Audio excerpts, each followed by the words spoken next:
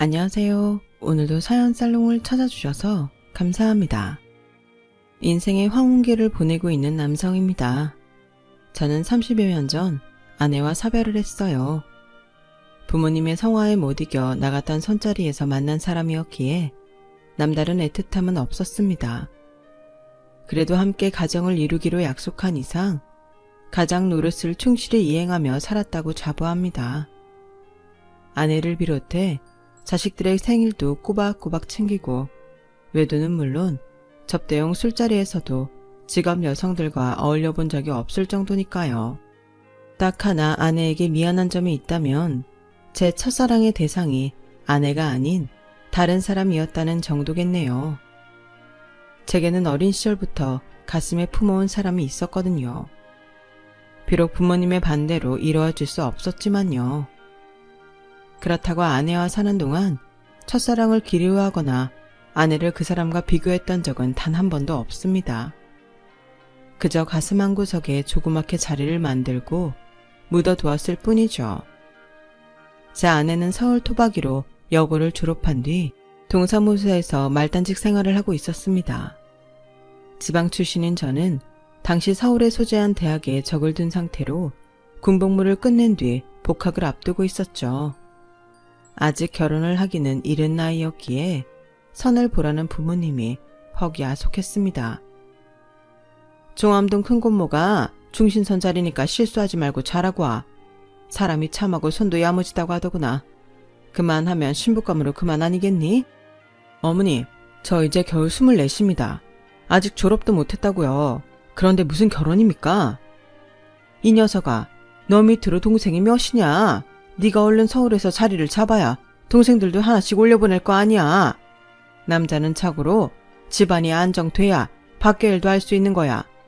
설마 너 아직도 정화 그 아이를 못 잊어서 그러는 거냐? 아니에요. 정화랑은 상관없습니다. 어머니도 아시잖아요. 정화는 이미 시집간 지 오래라고요. 어머니 말씀대로 선은 볼 테니 다시는 그의 얘기는 꺼내지 마세요. 정화와 저는 한 고향에서 나고 자라 서로 오빠 동생하며 지내던 아이였습니다. 앞에서 언급한 제 첫사랑이죠. 하지만 집안 차이가 심해서 부모님이 교제를 반대하셨고 제가 군입대를 하던 해 억지로 헤어지게 되었습니다. 군에 있는 동안 편지 한 통 없던 정화는 제가 일병을 달던 달 처음이자 마지막으로 면회를 왔습니다. 오빠, 나 결혼해. 다음 달 10일에. 아버지가 하도 성화를 부리셔서 서두르게 됐어. 마치 저를 원망하는 듯한 눈빛으로 결혼 사실을 알리는 정화 앞에서 저는 아무 말도 할 수 없었습니다. 그런 제 모습에 못내 서운했던지 정화는 닥달하듯 묻더군요. 나 정말 시집가도 돼? 그래도 되냐고. 마음속에서는 1000번이고 10,000번이고 가지 말라고 외치고 있었지만 저는 끝끝내 아무 말도 하지 못한 채 정화를 떠나보내야 했습니다. 부모님의 기대와 오남매 중 장남으로서 짊어져야 할 인생의 무게를 사랑 때문에 내려놓을 수는 없었으니까요. 그러기에는 젊은 날에 저는 겁쟁이기도 했고요. 정화가 시집을 가던 날 하루 종일 아무것도 손에 잡히지 않았습니다. 그런 탓에 아침 점호 때부터 선임한테 욕을 처먹었고 완전 곤장을 한 채 연병장을 30바퀴나 돌았지만 여전히 머릿속은 멍하기만 했습니다. 첫사랑을 떠나보내던 그날은 몸도 마음도 무척이나 괴로웠습니다. 하지만 인간은 살아있는 한 어떻게든 살게 되더군요.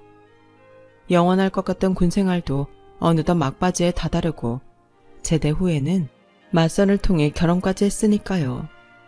층층 시야에 줄줄이 시동생에 시누이까지 딸린 집에 시집 온 아내는 서울 깍쟁이라는 말이 무색할 정도로 헌신적인 아내이자 며느리 역할을 해주었습니다.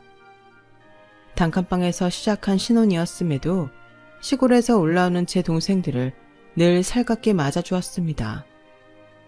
눈치 없게 시도 때도 없이 드나드는 시동생들과 시누이들로 신혼의 재미는커녕 잠자리 한번 편히 가질 수 없었지만 아내는 내색 않고 참아내더군요.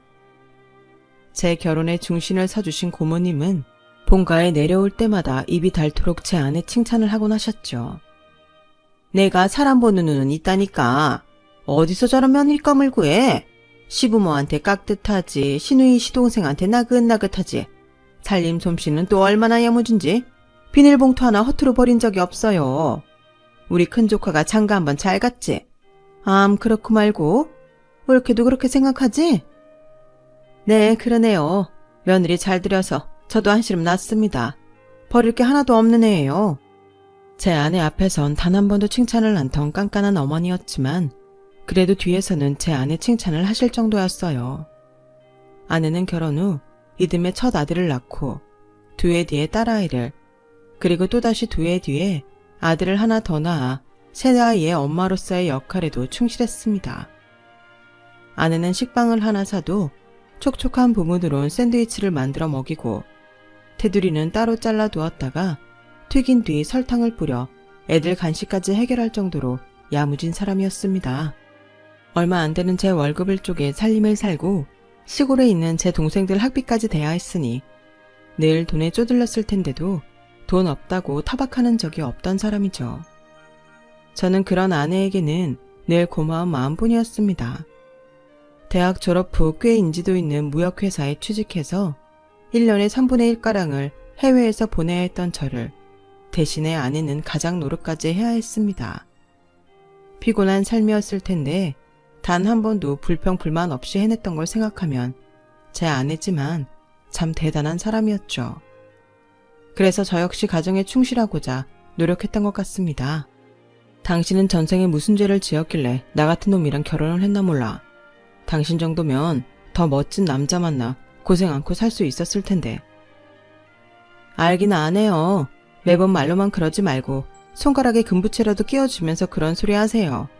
당신은 매번 립서비스 뿐이더라. 알았어. 내가 퇴직할 때 당신한테 금두꺼비 하나 사줄게. 그거 팔아서 옷을 사든 여행을 가든 당신 마음대로 해. 아무 소리 안 할 테니까. 아유, 두꺼비 받으려면 오늘부터 당신 퇴직하는 날만 손꼽아 기다려야겠네요. 하지만 아내가 기다리던 그날은 오지 않았습니다. 첫 아들이 대학을 졸업하던 해, 아내는 아들의 졸업식도 참석하지 못한 채 혈액암으로 병상에서 세상을 떠났으니까요. 아내가 없는 집은 하루아침에 모든 게 엉망이 될 정도로 혼란 그 자체였습니다. 장례식을 마치고 바로 업무에 복귀해야 했던 저로서는 아이들을 돌봐줄 여력이 없었고, 혹여 시간이 허락됐다고 해도 제 손으로 할 줄 아는 게 뭐가 있어야죠. 늘 모든 걸 아내한테 떠넘기고 살았으니까요. 그런 탓에 저와 새 아이는 아내의 빈자리를 고스란히 받아들여야 했습니다.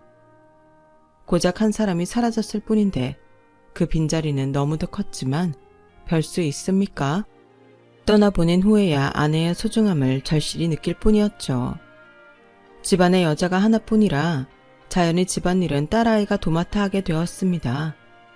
사내 아임에도 종달새처럼 하루 종일 지엄마 옆에서 조잘대던 막내 아들은 기가 푹 죽어서는 하루가 다르게 말수가 줄어들었고요.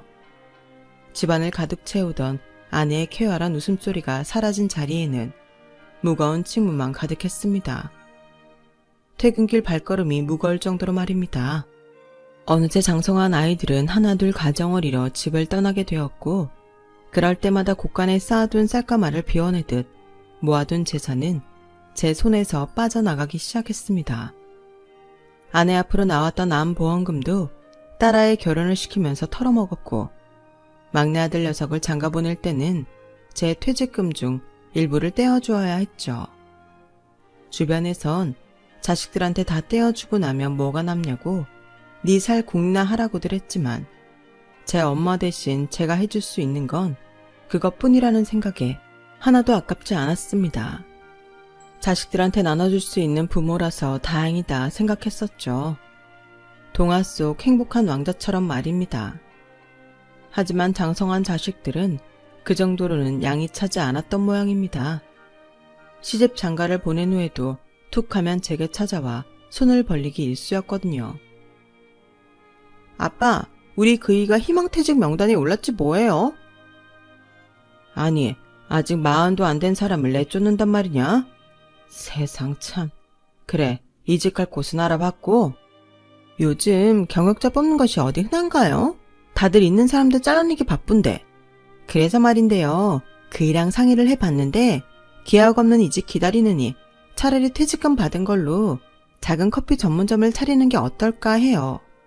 오전엔 그이 혼자 하고 제가 애들 등교시킨 후엔 가게 나가서 도우면 직원 따라 안 두고도 할 수 있을 것 같거든요. 근데 돈이 좀 부족해요. 아빠가 좀 보태주시면 안 돼요? 당장 먹고 살 길이 막막하다는 딸아이 부탁에 하는 수 없이 은행에 묻어두었던 제 퇴직금 남은 걸 뺏어줬습니다. 그랬더니 얼마 지나지 않아 큰아들 내외가 집으로 들이닥쳤지 뭡니까? 아버지, 예진이 돈 해주셨어요? 아니 뭐하러 그러셨어요? 도대체 얼마나 해주셨는데요? 설마 퇴직금 남은 거 다 주신 건 아니죠? 그럼 어쩌냐? 김서방이 회사에서 잘렸다는데 애들도 아직 어린데 먹고 살 길은 열어줘야지. 엄마, 아버님, 누구는 넉넉해서 그동안 아버님한테 손 안 벌리고 산 줄 아세요? 힘든 걸로 치면 저희가 고모네보다 더 힘들어요. 고모네는 애들이 어려서 들어가는 돈도 별로 없지만 저희는 고등학생이 둘이잖아요. 내년이면 대학 등록금까지 대야 하는데 벌써부터 눈앞이 캄캄할 지경이라고요. 아버님은 어쩜 장남 생각은 안 해주시고 딸만 챙기신대요. 지금까지 명절이며 어머님 제사 누가 다 챙겼어요. 제가 다 했잖아요. 언제 고모가 일찍 와서 전 한번 붙인 적 있는 줄 아세요? 매번 이리저리 핑계만 대고 상 다 차리고 나면 그때 나왔지. 재주는 제가 부리고 돈은 고모가 챙기고 정말 속상하네요, 아버님. 며느리는 닭똥 같은 눈물까지 뚝뚝 흘리며 서운해했습니다. 맞아요, 아버지. 이 사람이 그간 우리 집에 한 게 얼만데 예진이 그 기집애만 챙기십니까? 정 이렇게 된 거 저희한테도 하나 떼어주세요. 전에 작은아버지 땅 사실 때 아버지도 양평에 땅 사두신 거 있죠? 그거라도 저 주세요. 저도 정말 비빌 구석이 있어야지 힘들어서 못 살겠어요. 이 말대로 양평 땅 저희 주세요, 아버님. 그거 안 주시면 저도 더는 명절이고 어머님 제사고 못 챙겨요. 아침나절에 왔던 큰아들 내외는 내가 땅을 주기 전까지는 꼼짝도 안 할 요량으로 집에 갈 생각도 않고 자리를 지켰습니다. 결국 버티다 못한 저는 양평 땅을 큰아들 내외한테 내주게 되었죠. 아휴, 그랬더니 이번엔 또 막내 아들 놈이 달려와 징징대지 뭡니까? 형이랑 누나한테는 땅도 주고 돈도 줬다면서 나는 왜 안 줘요? 아버지는 왜 매번 나만 빼시냐고요? 저 결혼할 때만 해도 그래요. 형은 집 사주시고 누나는 혼수에 비상금으로 3천만 원이나 주셨다면서요. 저한테는 뭐 해주셨어요? 고작 전세금만 해주셨잖아요. 엄마 일찍 돌아가시고 제일 고생한 건 전데 아버지는 왜 형이랑 누나만 챙기시냐고요? 저는 아버지 아들 아니에요? 말씀 좀 해보세요. 집값이 올라서 그렇지. 따지고 보면 네 형 해준 거나 진배 없는 금액이다. 억지 쓸 걸 써야지. 아버지, 저도 몇 달 지나면 둘째 봅니다. 앞으로 돈 들어갈 일은 형이랑 누나네보다 저희 집이 많다고요. 근데 왜 저만 안 주시는데요? 저도 주세요. 돈 주세요. 결국 막내 아들은 제가 노후 자금으로 만들어 두었던 얼마간의 예금마저 탈탈 털어가고서야 돈 타령을 멈추었습니다. 순식간에 퇴직금의 땅에 예금까지 다 뺏긴 저는 현재 살고 있는 집 한 채를 제외하고는 아무것도 안 남았죠. 그러다 있는 힘껏 다 퍼줬는데도 자식들은 전보다 더 발길이 뜸해졌습니다. 아이고, 이 친구야. 벌써 그걸 다 내주면 어째? 요즘 자식들은 부모가 손에 쥔 게 있어야 효도도 하고 얼굴도 들이미는 거라고. 내가 그때 뭐라 그랬어? 자식들한테 그만 퍼주라고 했지. 있는 거 다 줬으니 이제 너 뭐 먹고 살 거냐? 손가락 빨고 살래? 걱정 마라. 나 사는 건 연금으로도 충분하니까. 벅도 충분하겠다. 명색이 대기업 전무까지 지낸 게 변변한 골프채 하나 없으면서. 너 필드 안 나가는 것도 돈이 없어서 그런 거지? 동문회 나오라고 그렇게 불러도 얼굴 안 비치는 것도 그래서 그런 거 아니냐고. 내가 널 모르겠냐? 에이, 미련한 놈. 마누라도 없이 사는 놈이 고독사나 안 하면 다행이지. 친구는 말 맞다나 없는 티 안 내려고 모임을 피했던 것도 맞고, 이런 식이라면 언제 고독사를 당해도 이상하지 않을 거란 것도 맞습니다. 하지만 그보다 더 저를 힘들게 했던 거는 외로움이었습니다. 텅 빈 집에서 하루 종일 혼자 있으려니 말 한마디 않고 지내는 날이 부지기수였고 사람의 온기가 그렇게 그립더군요. 그렇다고 이 나이에 새로운 사람을 만날 주변머리도 없어서 TV를 동무이자 애인처럼 끼고 살게 되었죠. 한창 일을 할 때는 쳐다보지도 않던 라면이 제 주식이 되었고 냉장고에는 시장에서 사다 놓은 김치 외에는 별다른 반찬도 없어서 매 끼니를 대충 때우는 의미로 챙겼습니다. 30년 넘게 국내외를 넘나들며 바쁜 직장인으로 살다가 할 일도 하고 싶은 일도 없이 집안에 틀어박혀 살다 보니 날이 갈수록 자존감은 낮아지고 마치 쓸모없는 폐기물이 된 기분이 들더군요. 마음은 아직 청춘인데 몸만 늙어서 예전에 없던 알레르기를 비롯해 신진대사에도 문제가 생기기 시작했습니다. 운동량도 부족하고 먹는 것도 부실하다 보니 체력이 떨어지는 건 말할 나위도 없고요. 그러다가 하루는 밤새 창을 열어두고 잔 탓에 감기가 걸렸는데 그게 폐렴으로 이어져 된통 알았지 뭡니까. 고열에 시달리며 침대에 누워 끙끙 앓고 있자니 이러다 꼼짝없이 고독사하겠다 싶더군요. 그렇다고 구급차를 부르기는 그렇고 바들바들 떨리는 다리로 아파트 상가 앞까지 나가 택시에 몸을 실었습니다. 병원에 도착해 간호사를 보는 순간 정신을 잃고 쓰러져 버렸죠. 3일이나 병원 신세를 져야 했지만 들여다보는 자식은 하나도 없었습니다. 옆 병상의 간병인 아주머니가 저를 대신해 제 자식들에게 전화를 했지만 새놈 중 그 누구도 전화를 받는 놈이 없었다고 하더군요. 돈 달라고 달려들 땐 뻔질나게 드나들던 녀석들이 말입니다. 그제야 친구놈이 했던 말이 뼈에 사무치더군요. 요즘 자식들은 부모가 손에 쥔 게 있어야 효도도 하고 얼굴도 들이민다. 라던 그 말이요. 누굴 탓하랴. 내가 자식 교육 잘못 시킨 걸. 스스로를 탓하며 잘 넘어가지도 않는 병원 밥을 꾹꾹 삼켰습니다. 수액을 맞고 병원 밥을 먹으며 며칠을 보낸 뒤 퇴원을 하게 되었죠. 퇴원 수속을 하러 원무과에 들렀는데 거기서 누가 제 이름을 부르지 뭡니까? 영규 오빠? 영규 오빠 맞죠? 저를 부르는 소리에 고개를 돌려보니 제 또래의 여자가 환하게 웃으며 저를 보고 있더군요. 제 첫사랑 정화였습니다. 얼굴 곳곳에서 세월의 흔적을 느낄 수 있었지만 그래도 다행히 예전의 모습이 많이 남아있더군요. 정화는 환자복 차림의 저를 보고는 긴장한 눈빛으로 물었습니다. 오빠, 어디 아픈 거예요? 도대체 어디가 얼마나 아프길래 입원까지 한 거예요? 아, 별거 아니야. 감기가 심해져서 한 며칠 입원해 있었어. 그나저나 오랜만이구나. 그간 잘 지냈니? 어제 만나고 헤어진 사람처럼 살갑게 대하는 정화와 달리 저는 그간의 세월이 만든 거리감에 퍽 어색했습니다. 그런 제 표정을 본 정화도 그제야 약간의 거리감을 두는 것 같더군요. 그러게요. 오랜만이네요. 근데 가족들은 어디 가고 오빠가 퇴원 수속을 하세요? 아내분은 어디 가셨어요? 아, 그게 그 사람이 세상 떠난 지 좀 됐어. 애들은 지들 사는데 바쁠 것 같아서 내가 연락 안 했다. 차마 자식들한테 연락이 닿지 않아 직접 움직이게 됐다는 말을 할 수 없었어요. 정화는 같은 성당에 다니는 분이 입원을 해서 문병을 마치고 가는 길이라고 하더군요. 오빠, 보호자도 없는 것 같은데 내가 집까지 데려다 줄게요. 나 차 가져왔어요. 아니야, 바쁠 텐데 그냥 가봐. 우리 나이에 바쁠 일이 뭐 있어요. 이참에 오빠 사는 모습도 좀 보고 싶고. 결국 정화 소원에 이끌려 차를 얻어 타게 되었습니다.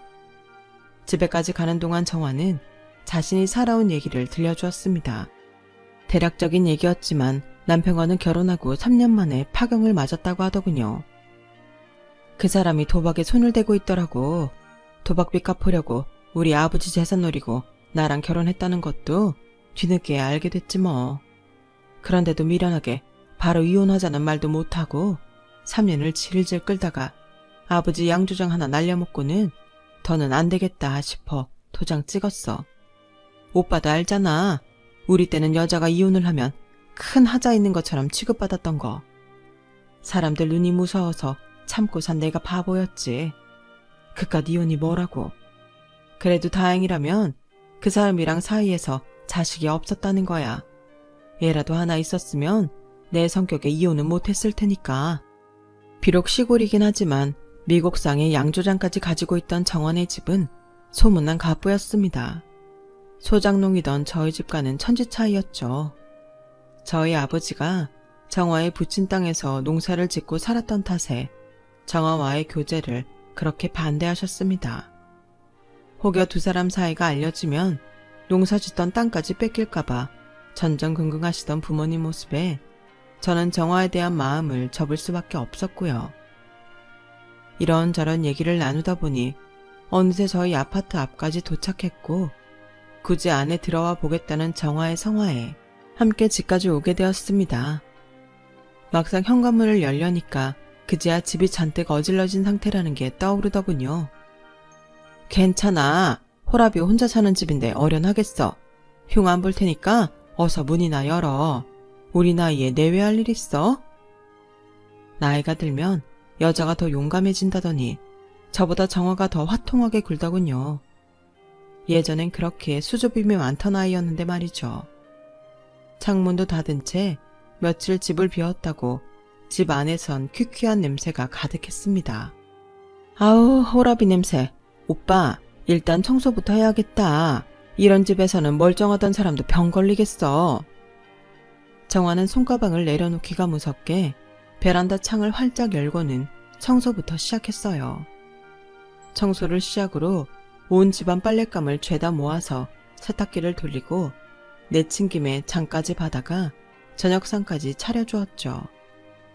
오랜만에 사람 온기가 느껴지는 집에서 따뜻한 집밥을 마주하니 순간 목구멍이 쎄해지더군요. 숟가락도 들지 못하고 밥상을 내려다보는 저를 본 정화가 지가 오히려 울컥해서는 촉촉한 목소리로 말했습니다. 영기 오빠 많이 약해졌네. 이깟 밥상 하나에 감동식이나 한 거야? 그러게나 말이다. 집사람 떠나보내곤 집에서 밥도 한 번 먹은 게 손에 꼽을 정도니까. 나이가 들어 그런가 이젠 사람 손이 제일 그리워. 자식들 다 컸다고 떠나버리고 회사에서도 이젠 내가 필요 없다고 그러고 내가 쓸모없는 존재가 된 것 같더라고. 옆에서 같이 부대껴줄 사람이라도 있었다면 덜 괴롭고 덜 초라했을 텐데 그걸 혼자 견디려니 마음만 약해지고 그런다. 오랜만에 만난 너 앞에서 내가 참 못난 꼴만 보이게 됐네. 못나기는 어디가 못나. 오빠는 여전히 내 눈에 멋지기만 한걸. 오빠가 왜 쓸모없는 존재야? 그 큰 회사에서 수십 년이나 버틴 사람인데 필요 없으면 회사에서 오빠를 잡아뒀겠어? 어림도 없지. 그리고 자식들은 뭐 지들 손으로 컸나? 다 오빠 손으로 벌어다 먹이고 입히고 해서 키운 건데. 안 그래? 오빠는 쓸모 없어진 게 아니야. 그동안 힘들게 열심히 살았으니 이제 좀 즐기고 살라고 하늘에서 여유 시간을 준 거야. 그러니까 쓸데없이 약해지지 말고 앞으로 남은 인생을 어떻게 즐기고 살까 궁리나 해. 같이 놀 사람 없으면 나 불러도 좋고 젊을 때 못한 사랑 지금이라도 하면 되잖아. 그날 정화의 용감한 한마디 덕분에 우리는 못다한 사랑을 다시 시작하게 되었습니다. 서로의 집을 오가며 지내던 우리는 살림을 합치기로 했고 기왕 함께 살기로 한 거 동거인이 아닌 배우자로 맡고 싶었습니다. 오빠, 이 나이 먹고 재혼을 하려니 왜 이렇게 남사스러운지 모르겠어. 애들이 우리 결혼 허락해 줄까? 애들이 무슨 상관이야. 지 애비가 쓰러져 죽든 말든 상관도 안 하는 놈들인데 난 걔들한테 이미 줄 건 다 줬고 자식들 부양받고 살 생각도 없어. 애들이 반대해도 이 결혼 난 할 거야. 그러니까 정화 너도 괜히 우리 애들 눈치 볼 필요 없어. 생각 같아선 바로 혼인신고부터 하고 싶었지만 정화가 하도 애들 허락부터 받자고 졸라서 나를 잡아 애들을 집으로 불렀습니다. 따로 결혼식을 할 생각은 없다. 그래도 혼인신고는 하고 살 생각이다. 아버지, 그게 무슨 소리예요? 그 나이에 무슨 재혼을 해요? 오빠가 좀 말려봐. 그래요, 아버지. 다 늙어서 동네 창피하게 왜 그러세요? 그냥 사시는 날까지 두 분이 함께 살면 그만이잖아요. 그냥 그렇게 끝내세요. 뭐야, 이놈아? 그렇게 끝내? 살 날 얼마 안 남았으면 대충 살다가 뒤지라는 거냐? 태어나는 데는 순서 있지만 가는 데 순서 없다고 그랬어. 내가 내일 죽을지 100살까지 살지 네가 어떻게 알아? 난 애당초 니들 허락받을 생각은 없었다. 그래도 저 사람이 니들 의견 들어보자고 해서 마련한 자리일 뿐이야. 그러니까 이 결혼에 대해 왈가왈부할 생각들 말아라. 자식들의 반대에도 불구하고 우리는 혼인신고를 했습니다. 그런데 저 혼자 살 때는 거들떠도 안 보던 녀석들이 마치 순번을 짠 것처럼 아들놈들과 딸 며느리가 하루가 멀다 하고 집으로 찾아오더군요. 비록 다 늙어서 하는 재혼이기는 하지만 그래도 신혼이라고 할 수 있는데 자식들이 수시로 찾아드니 귀찮기도 하고 불편하기 그지없었습니다. 그런데도 정화는 자식들 편을 들어주더군요. 오빠, 애들이 오빠 걱정돼서 찾아오는 건데 싫은 티 좀 그만 내요. 내 부모 나 몰라라는 자식들도 많다는데 애들이 기특하지도 않아요. 기특하기는 개뿔. 걔들이 괜히 드나드는 것 같아. 그게 다 너 감시하느라 그런 거야. TV에서도 나오더라. 늙은 부모가 재혼한다니까 지들 유산 뺏길까봐 결혼 반대한다는 얘기. 그게 지들 돈이야. 유산을 남겨주면 고마운 거고 안 남겨주면 할 수 없는 거지. 어디서 되도 않게 멀쩡히 살아있는 부모 앞에서 계산기부터 두드리는 건지. 하긴 남의 자식들 욕할 거 없지. 내 새끼들도 다 똑같으니까. 길어야 한 달 정도 찾아오겠거니 했던 자식들은 석 달이 되도록 줄기차게 찾아왔어요. 그래서 참다 못해 한 소리를 하곤 애들을 못 오게 했더니 저 몰래 정화한테 수시로 전화를 했던 모양입니다. 저기요, 아주머니가 우리 아빠한테 저희들 못 오게 하라고 한 거 맞죠? 제가 이런 말까지는 안 하려고 했는데 다 늙어서 인생 왜 그렇게 사세요? 제가 아주머니 속셈 모를까봐 그래요. 우리 아빠 죽으면 그 집 챙기려고 그러는 거잖아요. 어떻게 우리 아빠를 꼬셔서 혼인신고까지 했는지는 모르겠지만 저희 그렇게 쉽게 그 집 안 넘겨드려요. 그러니까 한몫 챙길 생각 추호도 하지 말라고요. 전화로 협박에 가까운 망발을 하는 것도 모자라 톡하면 문자로 정화를 괴롭혔던 모양입니다. 이 모든 건 재혼하고 1년도 안 돼 갑자기 정화가 사라지고 난 뒤에 정화 지인을 통해 전해들을 수 있었어요. 하루아침에 증발하듯 사라진 정화를 찾으려고 전국 방방곳곳을 뒤지고 다녔지만 흔적조차 찾을 수 없었습니다. 정화가 하던 서울 외곽의 한식닭과 화원, 고향에 있는 양조장까지 다 찾아갔지만 직원들 중 누구 하나 정화의 소식을 아는 사람이 없었어요. 그러다 그중 정화 밑에서 20년 가까이 일해온 정 씨를 통해 생각지도 못한 말을 전해 듣게 되었습니다. 사장님 성격으로 봐서 대책 없이 잠수를 탈 분은 아니라고 생각해요. 그래서 말인데요. 혹시 자제분들이 저희 사장님을 어떻게 한 건 아닐까요? 아니, 이 사람이 말이면 단 줄 알아요. 내 자식들이 조폭입니까? 멀쩡한 사람을 뭘 그렇게 해요. 제 말이 심했다면 사과드릴게요. 하지만 저도 보고 들은 게 있어서 그럽니다. 어르신께서는 모르시겠지만 그동안 자녀분들이 저희 사장님을 많이 괴롭혔어요. 전화로 협박하는 건 기본이고 문자에 욕설까지 섞어서 얼마나 괴롭혔는데요. 사장님이 집에 휴대폰 놔두고 사라지셨다고 했죠. 그럼 문자 내역부터 확인해 보세요. 옆에서 제가 봐도 정말 너무하다 싶었어요. 한 번은 화원까지 자녀분들이 몰려와선 저희 사장님 머리채까지 잡았었다고요. 전부 믿을 수 없는 말들이었어요. 아무리 자식들이 제 재혼을 반대하기는 했지만 그렇다고 새어머니 머리채까지 잡았다뇨. 그래서 부랴부랴 정화의 휴대폰 문자 내역을 확인했는데 세상에 정씨 말이 하나도 틀린 게 없더군요. 이건 시정 잡배들이라 하는 짓거리 그 자체였어요. 통화 내역에도 자식들과 며느리가 수시로 전화했던 흔적이 있더라고요. 이래서 종족을 감추고 사라진 건가 하는 생각이 들자 이대로 가만히 있을 수는 없었어요. 그리고 내심 정화가 스스로 사라진 게 아니라 어쩌면 내 자식들이 정화를 숨긴 게 아닌가 하는 생각까지 들더라고요. 생각이 거기까지 미치자 더는 안 되겠더라고요. 그래서 경찰서에 정화의 휴대폰을 들고 가 사건 의뢰를 했습니다. 아비가 자식들을 의심한다는 게 못할 짓인 거는 알지만 솔직히 그때는 거의 확신을 가지고 있었던 것 같네요. 처음에 문자 내용만으로는 제 자식들이 정화를 어떻게 했을 거라고 보기 힘들다고 하던 경찰들은 자식들을 불러 신문을 해보고는 어느 정도 확신이 들었던 모양입니다. 그렇게 본격적으로 수사를 시작한 지 2달 만에 정화의 소재를 파악할 수 있었어요. 지방에 위치한 사설 정신병원이었습니다. 본격적으로 경찰의 수사가 시작되자 겁을 먹은 막내 아들이 야심한 밤을 틈타 정화가 있는 정신병원에 찾아갔던 모양인데 형사가 이를 뒤쫓아가서 발견한 거였죠. 몇 달 만에 재회한 정화는 몰골이 말이 아니었습니다. 멀쩡한 사람을 잡아두고 무슨 약을 먹였는지 초점이 풀린 눈으로 멍한 상태였으니까요. 그런 정화를 끌어안고 펑펑 울었습니다. 그 와중에도 정화는 피골이 상접한 손으로 제 눈물을 닦아주더군요. 오빠, 영규 오빠, 울지 말아요. 울지만 말고 나 좀 집으로 데려가줘요. 여기는 너무 무서워. 미안하다. 내가 미안해.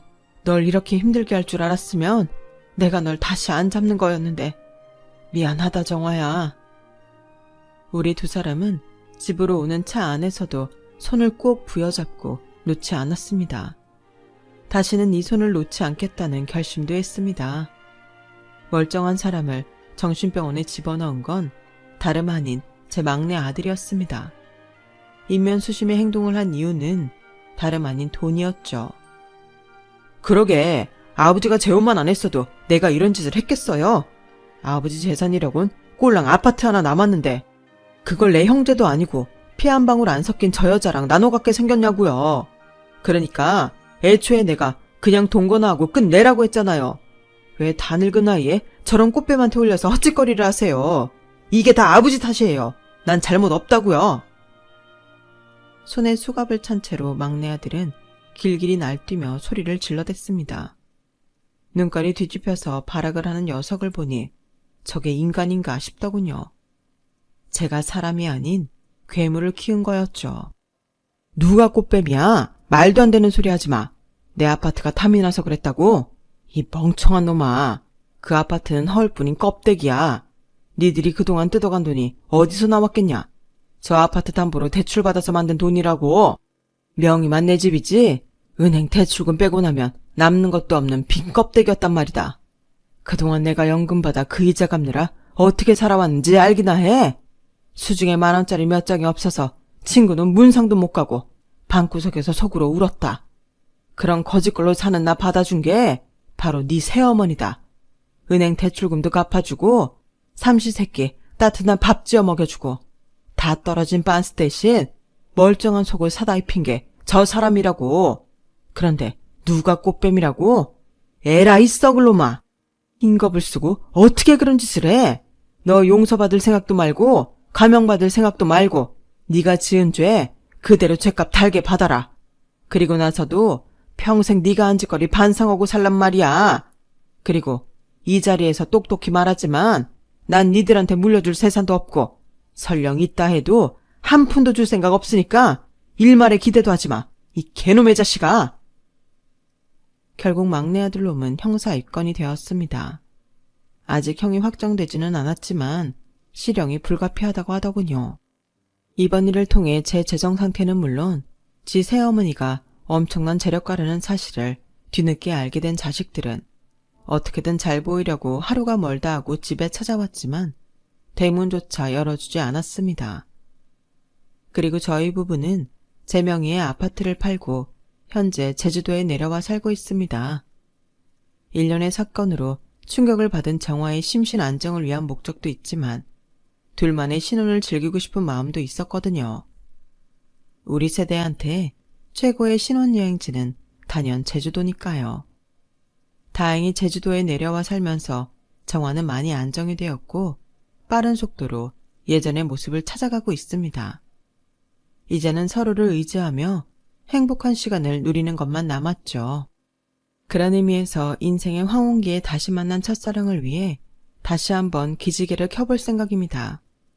100세 인생을 살기에 아직 저는 청춘일 뿐이니까요.